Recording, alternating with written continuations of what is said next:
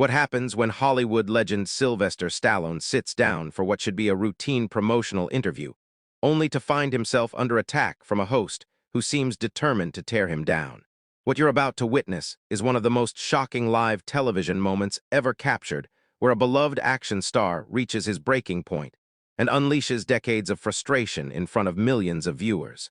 Before we dive into this incredible story, make sure to hit that subscribe button and let me know in the comments what you think really triggered this explosive confrontation. The morning started like any other at the View Studios in Manhattan. Sylvester Stallone had arrived early, his usual professional demeanor intact as he prepared for what his publicist had assured him would be a friendly chat about his latest project. The 70-something-year-old actor, still maintaining the physique that made him famous, sat in the green makeup chair as assistants buzzed around him, touching up his appearance for the cameras. "Mr. Stallone, we're so excited to have you on the show today," chirped one of the production assistants. "The ladies are really looking forward to talking with you about your new film and your incredible career." Stallone nodded politely, his growly voice barely audible as he responded. "Yeah, should be good. Always happy to talk about the work." But as the minutes ticked by and showtime approached, there was an energy in the air that felt different. Joy Behar had been particularly animated during the pre-show meeting, making comments to her co-hosts that seemed loaded with an edge that hadn't been there for other guests that week. "I've got some real questions for Rocky today," she had said with a smirk that her colleagues couldn't quite read. "It's time someone asked the tough stuff instead of just letting these guys coast on their old movies." When the cameras started rolling and the familiar View theme music filled the studio, everything appeared normal. The co-hosts took their positions around the iconic table, with Joy Behar settling into her spot with what looked like a folder full of notes. Far more preparation than she usually brought to celebrity interviews. "Welcome back to The View," Joy announced to the cameras, her television smile perfectly in place. "We're here with the one and only Sylvester Stallone, star of Rocky, Rambo, and countless other action films that have entertained audiences for decades. Sly, welcome to the show." Stallone leaned forward slightly, his hands clasped in front of him on the table. "Thanks for having me, Joy. Great to be here with all you ladies. So let's talk about your new project," Joy began. But there was something in her tone that the other hosts immediately picked up on. It wasn't the warm, conversational approach she typically used with guests. "You're still making action movies at your age. Don't you think it's time to maybe step aside and let younger actors take over these roles?" The question hit the table like a cold splash of water. Even Whoopi Goldberg shifted uncomfortably in her chair, while Sarah Haynes shot a quick glance at the producers off camera. This wasn't the line of questioning they had discussed in the pre-show meeting. Stallone's expression remained composed, but those who knew him well could see the slight tightening around his eyes. "Well, Joy, I think as long as audiences want to see the stories, and I'm physically capable of telling them. Age is just a number. I mean, Clint Eastwood was still making westerns well into his 80s. But Clint Eastwood is Clint Eastwood." Joy fired back, her voice taking on a sharper edge. "And let's be honest, your recent films haven't exactly been setting the box office on fire. Isn't this more about ego than actual audience demand?" The studio audience, which had been warmly applauding just moments before, fell into an uncomfortable silence. Stallone's jaw tensed slightly, but he maintained his professional composure. "I think the numbers speak for themselves," he replied evenly. "The Expendables franchise has been successful. Creed revitalized Rocky for a new generation, and people still connect with these characters. I'm not making movies for ego. I'm making them because there are stories worth telling." Joy wasn't backing down. She flipped through her notes dramatically, as if she had been preparing for this moment for weeks. "Speaking of Creed, wasn't that really Michael B. Jordan's movie? I mean, you were basically just there for nostalgia value, right? Playing the same character you created 40 years ago." "Joy," Whoopi interjected gently, clearly trying to steer the conversation back to safer ground. "I think what we're all curious about is how Sly keeps himself in such incredible shape for these demanding roles." But Joy wasn't interested in changing direction. She had locked onto her target, and something in her demeanor suggested this had become personal, though no one in the studio could understand why. "No, I want to hear his thoughts on this."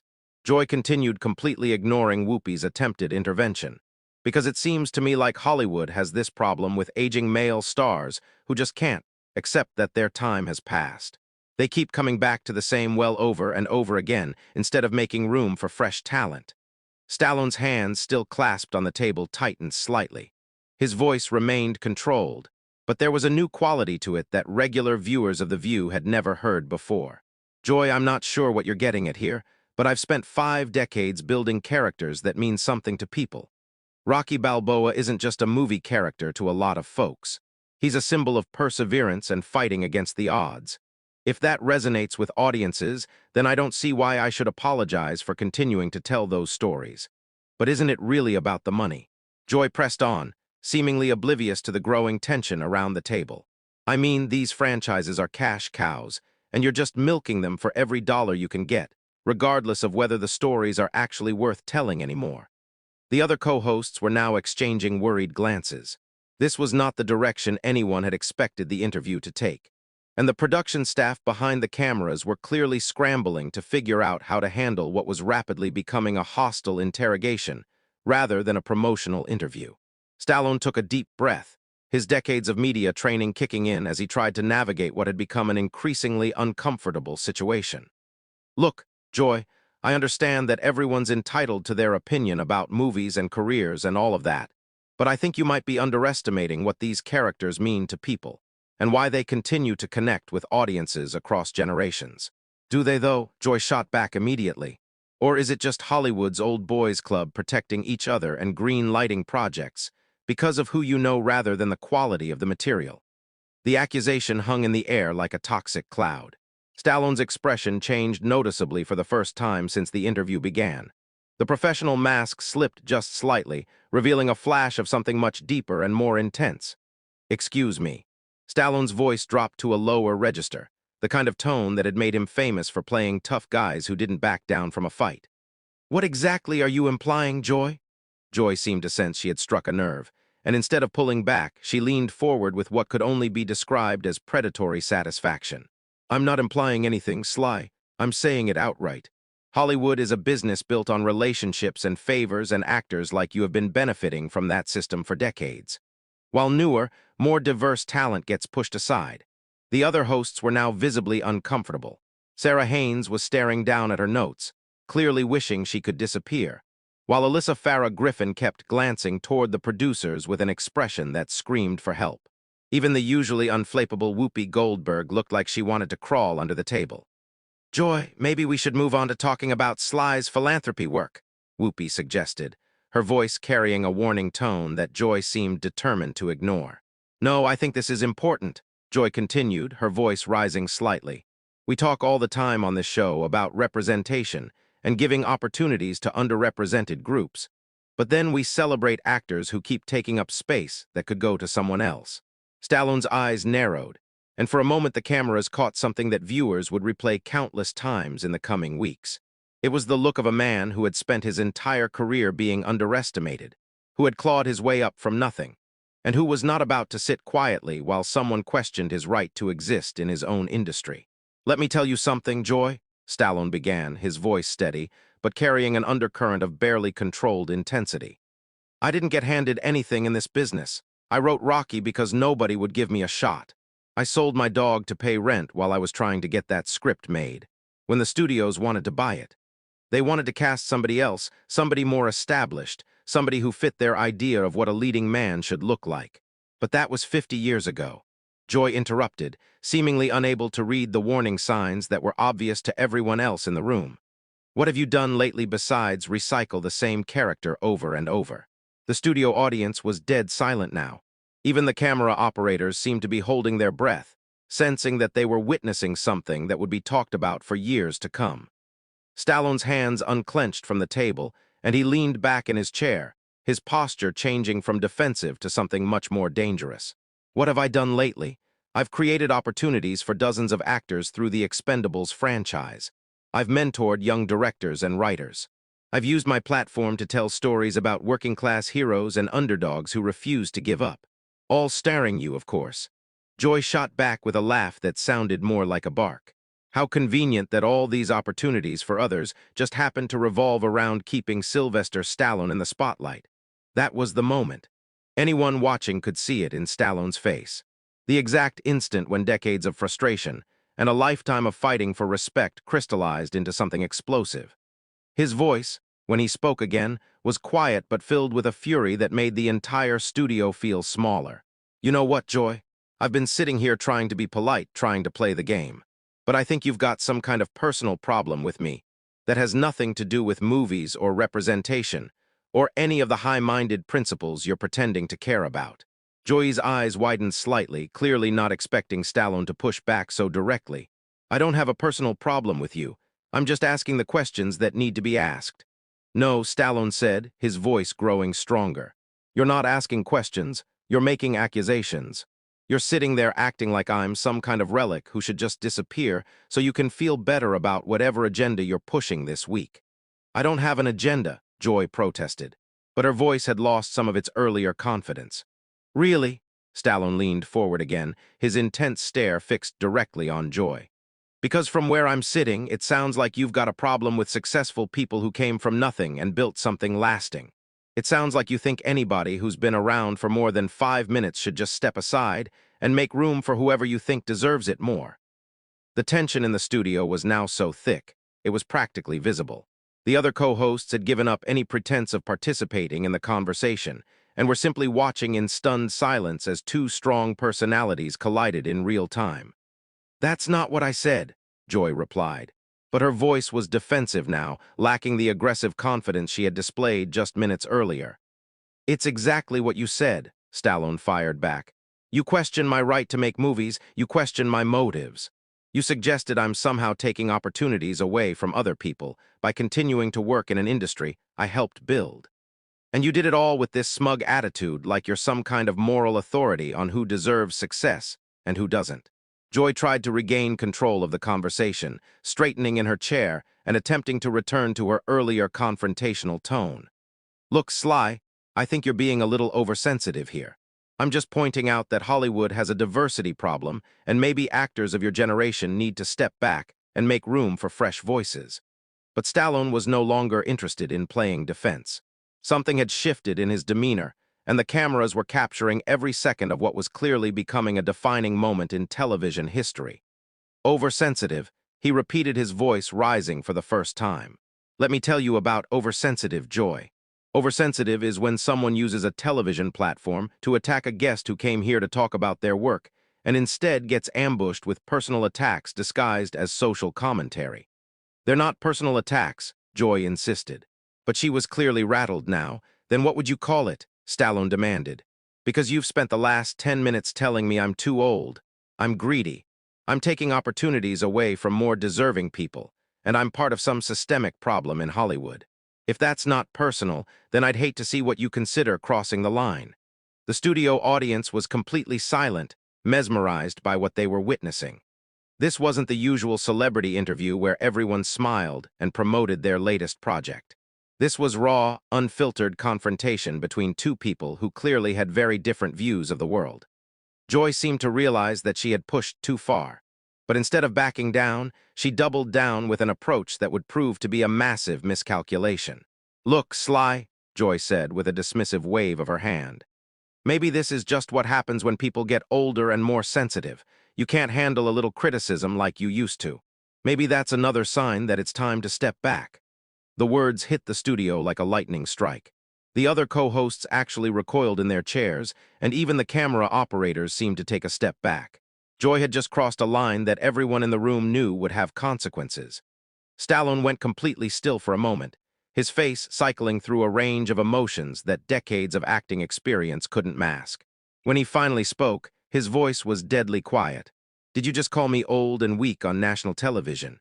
Joy, perhaps realizing she had gone too far, but unable to find a graceful way out, attempted a laugh that came out hollow and forced. I'm just saying that maybe you're not taking constructive criticism as well as you used to. That was it. The dam burst. Stallone erupted from his chair with a speed that belied his ears, his hands slamming down on the table with a sound that echoed through the studio like a gunshot. His voice, when it came, was the roar of someone who had finally reached his breaking point. Constructive criticism. Are you kidding me right now? You think what you've been doing for the last 15 minutes is constructive criticism? The studio audience gasped audibly. Several people in the front row actually jumped in their seats. The cameras kept rolling, capturing every second of what would become one of the most watched clips in television history. Joy, you want to talk about age and sensitivity. Let me tell you something about age. I'm 77 years old, and I've been in this business since before you knew what a television camera was. I've taken more real criticism, more real rejection, more real hits than you could imagine in your worst nightmares. Joy tried to interrupt, but Stallone wasn't having it. No, no, no. You had your 15 minutes to tear me down. Now you're going to sit there and listen while I tell you exactly what I think about your so-called journalism. The other hosts were frozen in place, uncertain whether to try to intervene or simply let this play out. Whoopi had her hand halfway to her earpiece, clearly getting frantic instructions from the control room. But even she seemed paralyzed by the intensity of the moment. You want to know about taking opportunities away from people. Stallone continued, his voice building to a crescendo. What about the opportunity you just took away from your viewers to actually learn something interesting about filmmaking, about storytelling, about what it takes to create characters that last for generations? Instead, you turn this into some kind of personal attack disguised as social justice. Sly, I think you need to calm down, Joy said, but her voice was shaking now. Calm down. Stallone's laugh was bitter and sharp. You spend 20 minutes trying to humiliate me on live television, questioning my integrity, my work ethic, my right to exist in my own industry, and then you tell me to calm down. Who do you think you are? The studio was so quiet that the hum of the cameras was audible. Even the production staff behind the scenes had stopped moving, transfixed by what they were witnessing. I've been Rocky Balboa for 50 years, Stallone continued, his voice now carrying the full weight of his frustration. Do you know what that means? It means 50 years of people telling me I wasn't good enough, wasn't smart enough, wasn't the right type. 50 years of proving them wrong, and now you sit there in your comfortable chair with your comfortable job, and you think you can just dismiss all of that because it fits your narrative. Joy opened her mouth to respond, but Stallone held up a hand that stopped her cold. You want to talk about diversity and representation. Fine, let's talk about it honestly. When I wrote Rocky, I was a struggling actor from Philadelphia who couldn't get arrested in this town. The studios wanted to buy my script and cast a big-name actor. I said no. I fought for 2 years to play the character I created. And they told me I was crazy, that I'd never work again if I didn't take their deal. His voice was building again, fueled by decades of stored emotion. But I believed in that character, and I believe that working-class people deserve to see themselves as heroes on screen. That's diversity, Joy. That's representation. Rocky Balboa wasn't some privileged pretty boy. He was a bum from South Philly who refused to stay down when life knocked him flat. But that was then. Joy managed to interject weakly. No, that's now. Stallone exploded. That's every day. You think because I've been successful, I've forgotten where I came from. You think I don't understand what it's like to be counted out, to be told you don't belong, to have people like you sitting in judgment of whether you deserve the opportunities you've worked your entire life to earn. The cameras captured everything. The raw emotion, the genuine hurt beneath the anger, the sight of a Hollywood legend stripped of all pretense and fighting for his dignity in real time. And you know what the really sad part is? Joy, you had a chance today to have a real conversation about storytelling, about perseverance, about what it takes to create something that lasts. Instead, you chose to use your platform to tear someone down. That says a lot more about you than it does about me. Stallone straightened his jacket and looked directly into the camera, addressing the viewers at home.